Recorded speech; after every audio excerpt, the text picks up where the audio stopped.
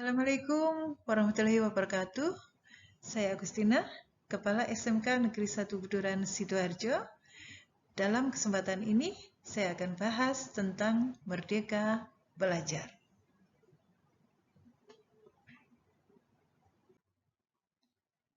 Mengenali dan memahami diri sebagai pendidik. Sebagai pendidik, harus mengenali karakteristik dan kebutuhan murid.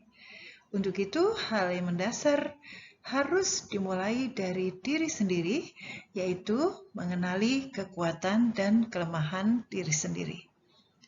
Lalu, apa peran saya sebagai guru? Yaitu menuntun tumbuh kembang potensi skala kodrat yang dimiliki oleh seorang murid sehingga dapat mempersiapkan dirinya untuk mewujudkan keselamatan dan kebahagiaan baik sebagai individu, anak, dan sebagai warga masyarakat. Menjadi guru seperti apa yang saya inginkan? Yaitu guru yang berdedikasi terhadap perkembangan pendidikan yang lebih baik dan mampu menjadi inspirasi bagi muridnya, namun dapat beradaptasi dengan perkembangan zaman serta mampu berkolaborasi dengan seluruh stakeholder pengembang pendidikan. Mendidik dan mengajar. Pengajaran merupakan bagian dari pendidikan dan mengajar adalah salah satu bagian dari mendidik.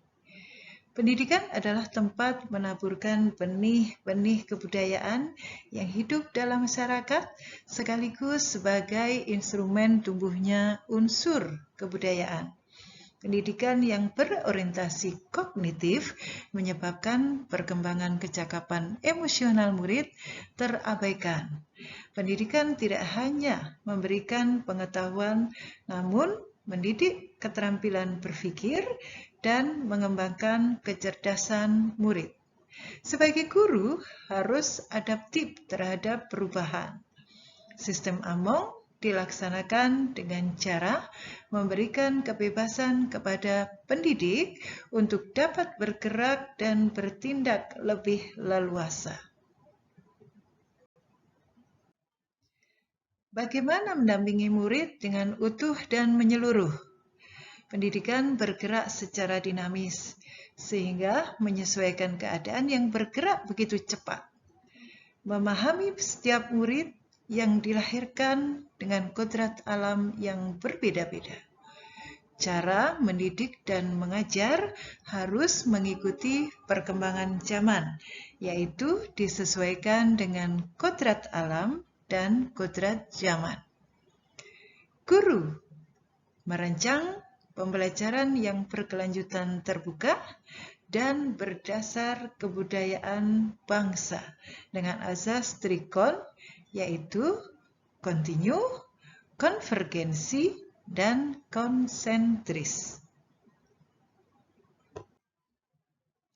Mendidik dan melatih kecerdasan budi pekerti. Budi pekerti merupakan hasil bersatunya gerak pikiran, perasaan, dan kehendak, sehingga menimbulkan suatu tenaga.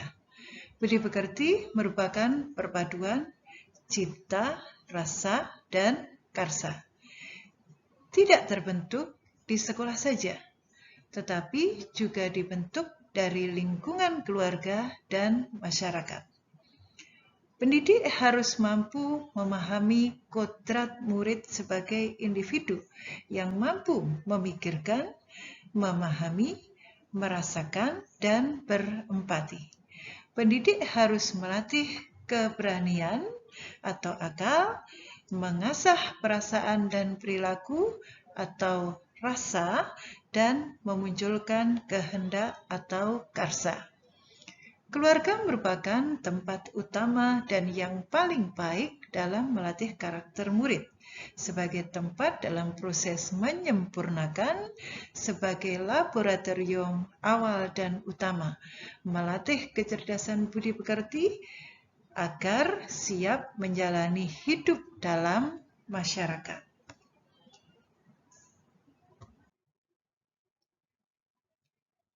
Mendidik yang mengantarkan keselamatan dan kebahagiaan. Setiap murid mempunyai kodrat dan potensi yang berbeda. Pendidik tidak dapat berkehendak atas kodrat, kekuatan, dan potensi murid. Pendidik hanya sebagai penuntun murid agar selamat dan bahagia. Pendidik memberikan daya yang maksimal untuk mengembangkan akal, budi, pekerti murid.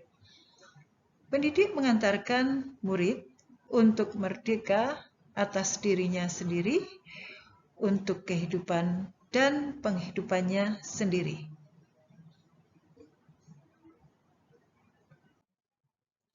Pendidik harus mampu menciptakan pembelajaran yang berorientasi pada penguatan kompetensi dan karakter yang sesuai dengan profil pelajar Pancasila.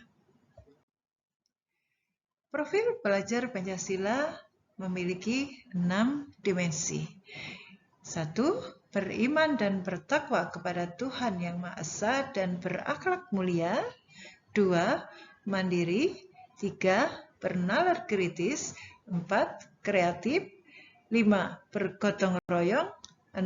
Berkebinekaan global. Langkah awal sebagai pendidik yaitu bagaimana memaknai dan menghayati pribadi kita sebagai manusia yang merdeka untuk terus belajar. Mari kita bergerak merubah paradigma kita untuk mewujudkan merdeka belajar. Bapak Ibu guru hebat, salam dan bahagia. Terima kasih atas perhatiannya. Assalamualaikum warahmatullahi wabarakatuh.